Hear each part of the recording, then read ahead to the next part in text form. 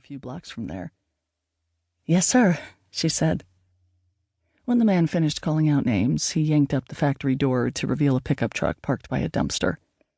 The girls climbed into the back of the truck, clutching the signs and avoiding each other's eyes as the man handed out stacks of coupons that said, "Good for 1 free glass of orange juice at Rayo Sunshine's Hollywood kiosk."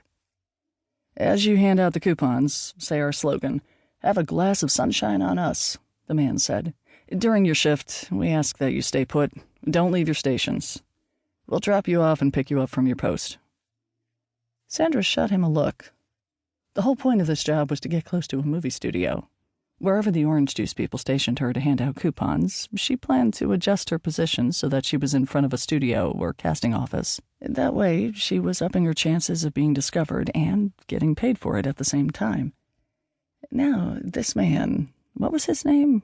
Sandra wanted to say it began with an H, was saying she couldn't do that. But he wouldn't know what she did, as long as she was at her post when he dropped her off and picked her up. And what did he care, anyway, as long as the coupons got handed out? Resolved, Sandra settled back as the truck zoomed through Los Angeles.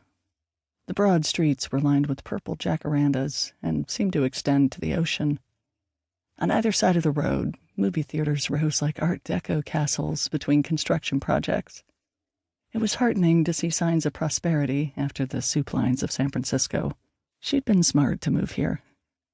Los Angeles really did seem to be the one place in the country that was, as the studios kept saying, depression-proof. At Vine Street, Sandra climbed onto the sidewalk.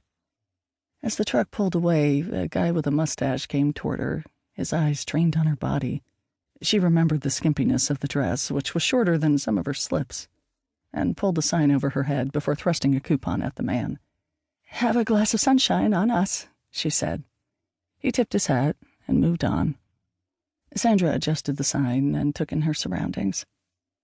Although the 4-lane road was jammed with traffic, the buildings around her were empty.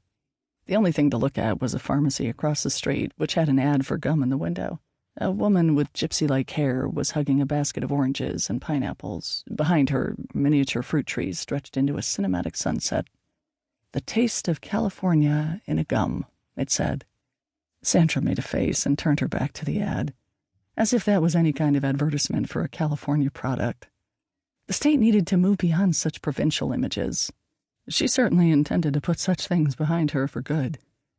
Now that Sandra was in Hollywood, she would shed her old selves, Emma Jones, the migrant picker's stepdaughter, Sandra Guess, the wife of a local band leader, and become the person she was truly meant to be, a movie star. There was no doubt in Sandra's mind that she had it, that elusive star quality the magazines were always talking about. Success was in her blood. She came from a long line of prosperous people, including her father, Arthur Beard, who headed an agricultural empire selling prunes across the nation. On top of that, she had a plan to achieve her goals. 1. Get discovered by a director, producer, or other powerful studio man. 2. Get a contract with a studio. 3. Become a movie star through hard work and determination. That last part was important. It wouldn't be easy to become a star, but if she worked hard, success would follow. Sandra knew it. And right now, it was time to go to the studio. Plastering a smile on her face, she moved backward down the street, handing out coupons to everyone she saw and chirping, "Have a glass of sunshine on us." She knew from a map she'd memorized that Paramount Pictures was 4 blocks away, but she'd underestimated how long the blocks were. Each one took at least 10 minutes to walk. Once Sandra was off the main road, she gave up handing out coupons and hurried as fast as she could toward the studio with the sign clapping against her legs. To pass the time, she thought about what she would say if Rayo Sunshine discovered she'd left her post. She could always say, "I thought I was allowed to leave for breaks." Or even better, "I had to use the restroom for female troubles." It was unlikely they would refuse to pay her because of female troubles. By the time Paramount Pictures came in sight, Sandra's forehead was shiny with sweat. She stood near the base of a tree, fanning herself and studying the view. The studio was a fortress of yellow stucco and red-shingled roofs set back from the road and surrounded by spindly palm trees that looked like upside-down mops.